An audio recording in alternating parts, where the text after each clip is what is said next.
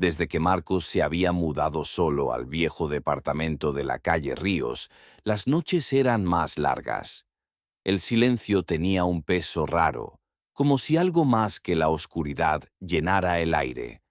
Vivía en el tercer piso, en un edificio casi vacío, lo que hacía aún más inquietante cualquier sonido que no pudiera explicar.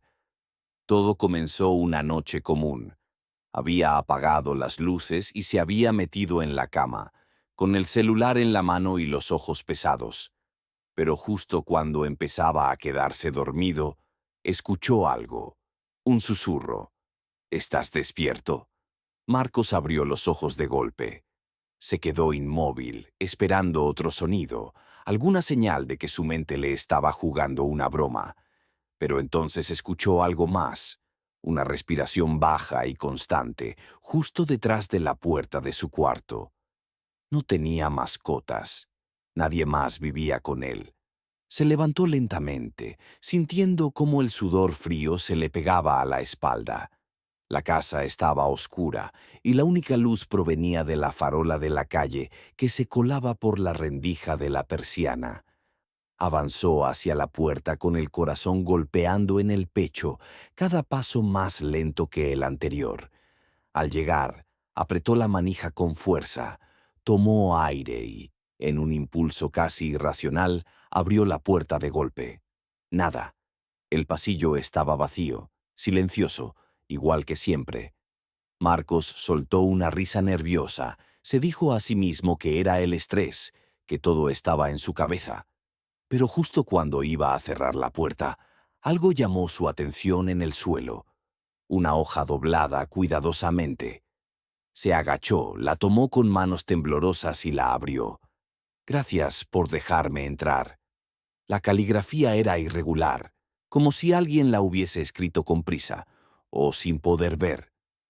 Marcos recorrió la casa de punta a punta, revisando puertas, ventanas, incluso debajo de la cama. Todo estaba cerrado. Todo estaba en su lugar.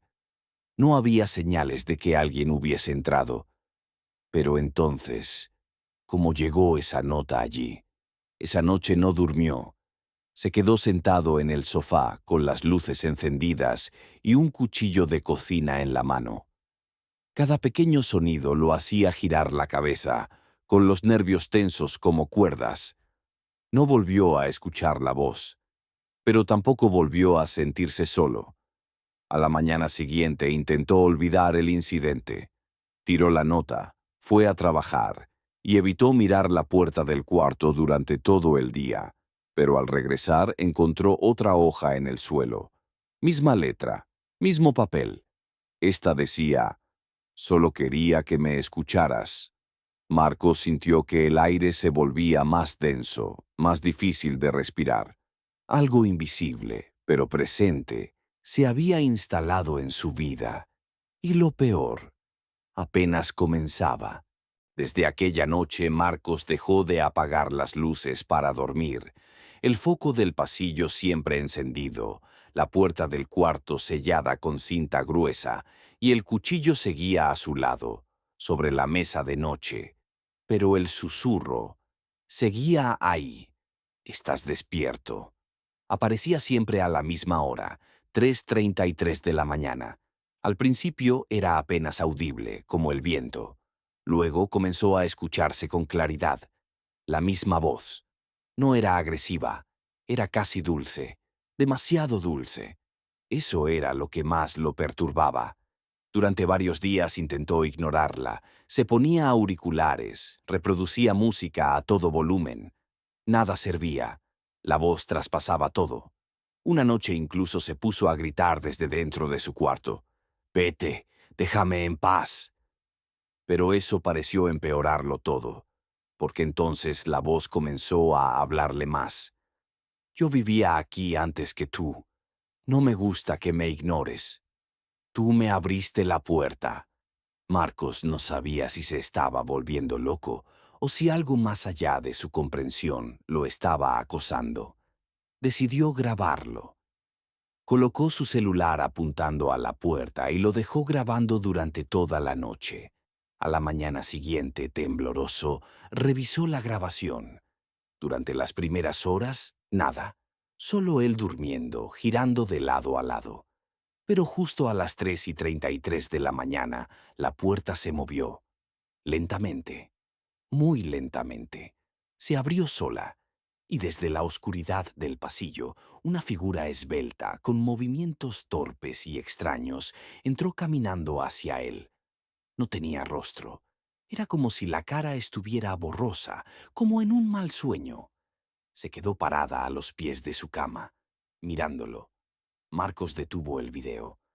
No pudo seguir viéndolo. Selló la puerta con clavos y cinta. Colocó una silla pesada delante. No iba a volver a abrirla. Nunca más. Pero esa noche no escuchó el susurro desde fuera. Esta vez lo escuchó. Desde dentro del cuarto.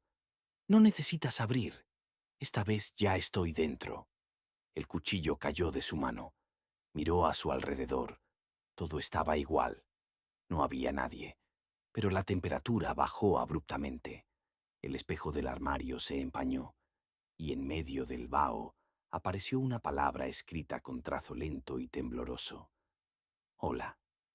Marcos retrocedió hasta la pared. No parpadeaba. No respiraba. Cada fibra de su cuerpo le gritaba que corriera, pero no tenía a dónde.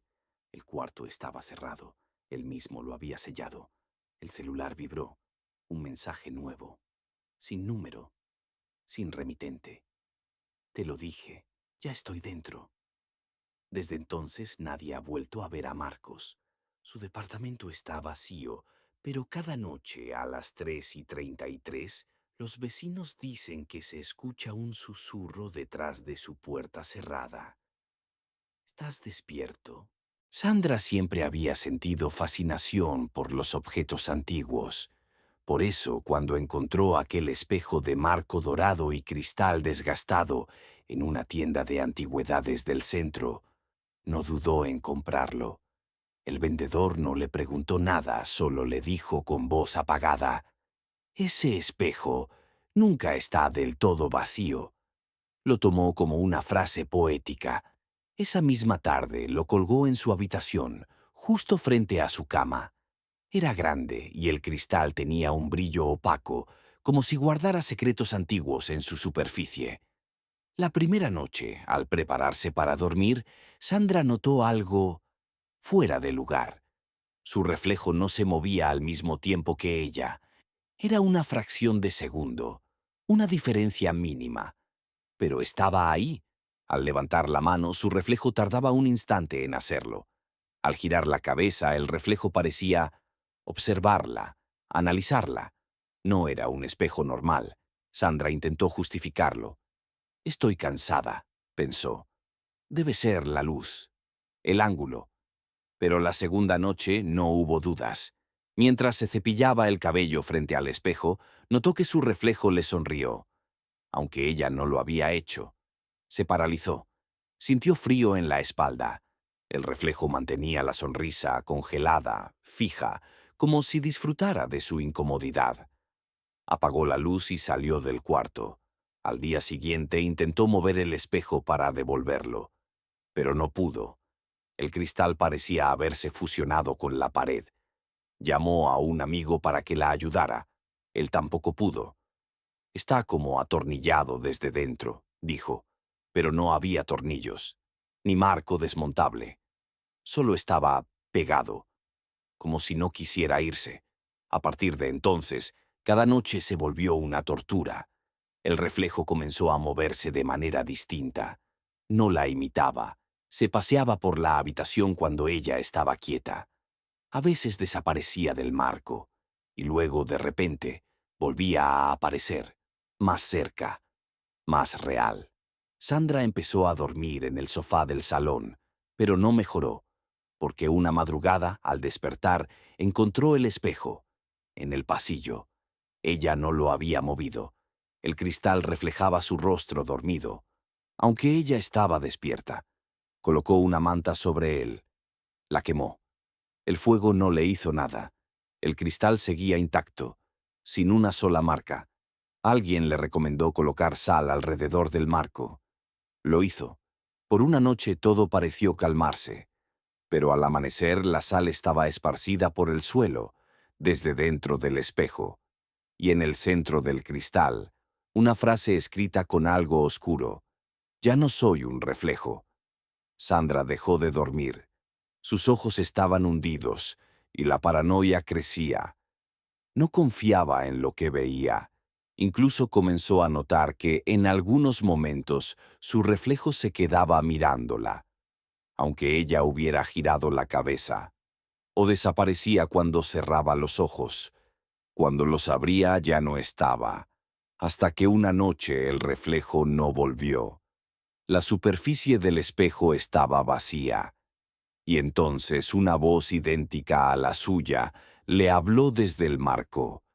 Gracias por dejarme salir. Sandra ya no era la misma.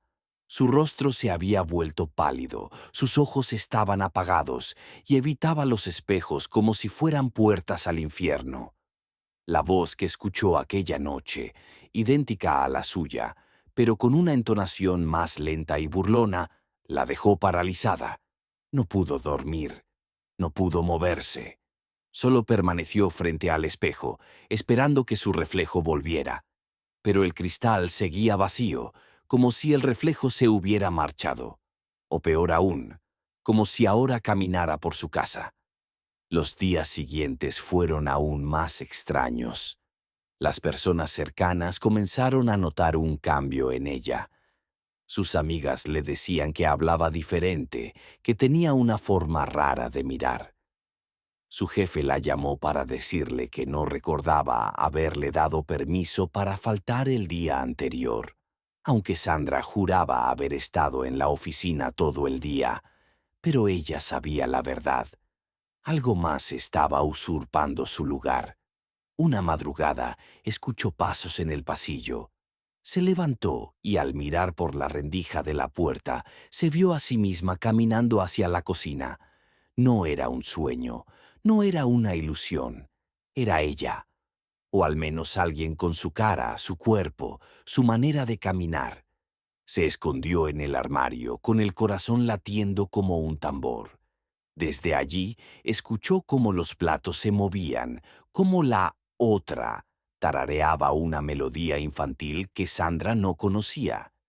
Cuando por fin se atrevió a salir, encontró el espejo colgado otra vez en su cuarto, aunque ella lo había tirado al contenedor 3 días atrás.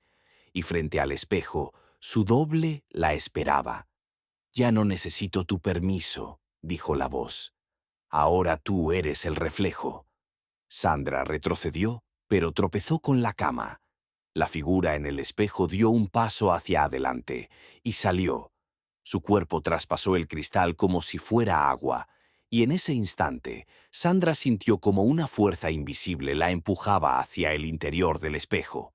Gritó, luchó, se resistió con todas sus fuerzas, pero fue en vano.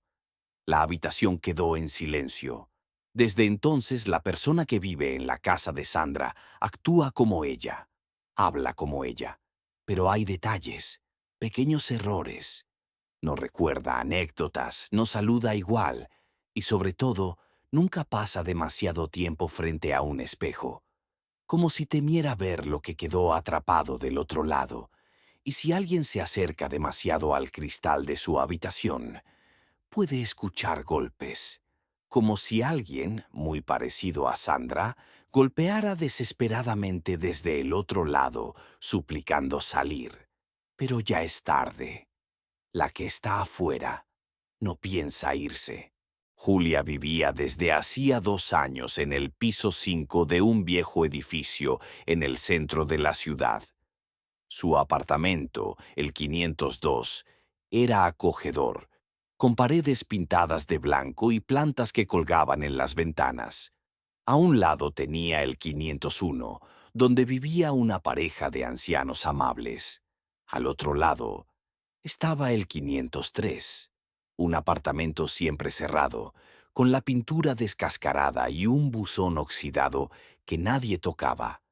Una tarde, mientras bajaba por las escaleras, Julia le preguntó a la portera sobre ese apartamento vacío. ¿El 503? Nadie lo ha alquilado desde 1999, querida. Nadie lo quiere. Algunos dicen que está maldito. Julia sonrió incómoda, creyendo que se trataba de supersticiones de gente mayor. Pero esa noche, a las 3:03 de la mañana, despertó por un sonido débil, un sollozo.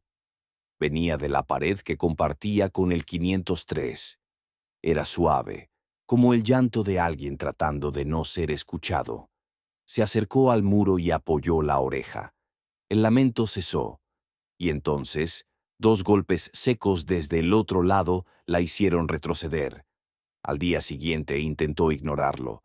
Quizás alguien había entrado ilegalmente, pero cuando volvió a casa del trabajo notó algo raro.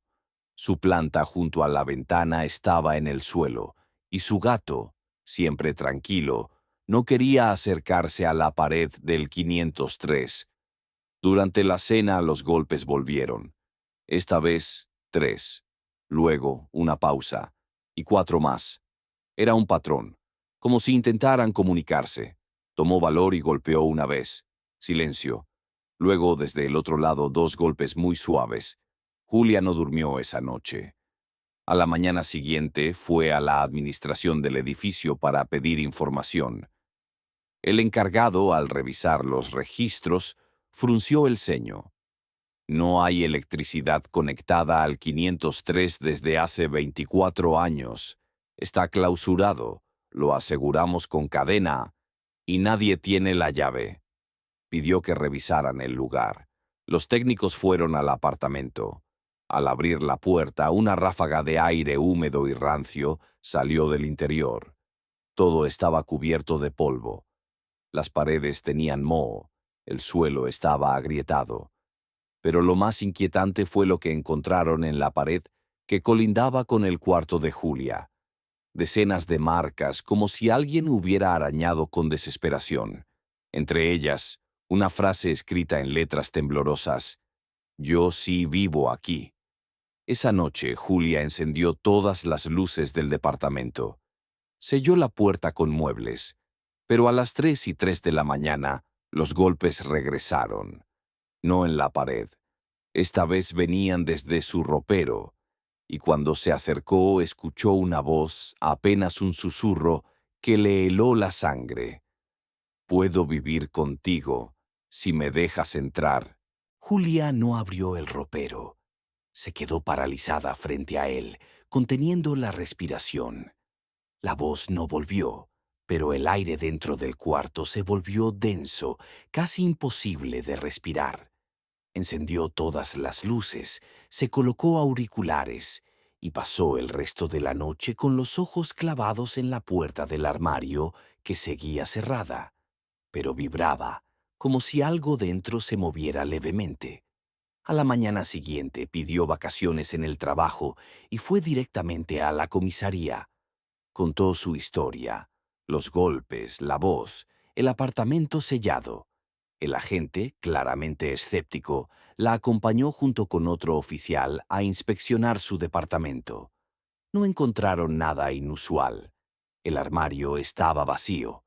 Pero cuando Julia les mostró el 503, uno de los agentes palideció al ver la frase en la pared. «Esto no es nuevo. La pintura está seca y el polvo la cubre. Esto lleva aquí años». Esa misma noche, Julia intentó dormir con una Biblia bajo la almohada. Soñó que estaba atrapada en un pasillo oscuro, donde todas las puertas llevaban al mismo cuarto, el 503. En el centro había una silla. Sentado en ella, un hombre de rostro borroso murmuraba: «Ya me diste permiso». Se despertó gritando. La Biblia estaba abierta, pero con una página arrancada. Durante los días siguientes, Julia evitaba estar sola en casa. Dormía con la televisión encendida. Pero cada vez que se acercaba a la pared compartida con el 503, sentía algo, como si alguien respirara con ella, como si un segundo pulso vibrara al ritmo de su corazón. Incluso su reflejo comenzó a fallar. A veces, al pasar por el espejo, lo veía sonreír, aunque ella no lo hiciera. Decidió colocar una cámara enfocando la puerta del 503 desde su pasillo. La dejó grabando durante la noche. Al revisar el video por la mañana, vio algo que la paralizó.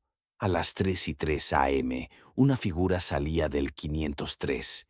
No caminaba, flotaba ligeramente por el pasillo, sin rostro, con el cuello inclinado hacia un lado. Pasó frente a su puerta y se detuvo. Miró directamente a la cámara. Entonces levantó la mano y señaló hacia adentro. Julia corrió a la administración con el video. El encargado se negó a mirarlo.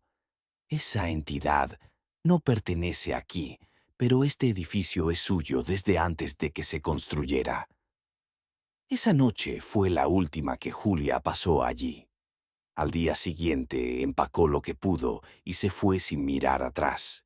Pero los vecinos, los pocos que siguen viviendo en el quinto piso, aseguran que desde esa semana, cada noche, exactamente a las 3:03 de la madrugada, una nueva silueta aparece frente a la puerta del 503, siempre en la misma posición, siempre mirando fijamente hacia el 502, como si esperara volver a entrar. Y lo más inquietante es que la silueta ahora parece ser la de Julia.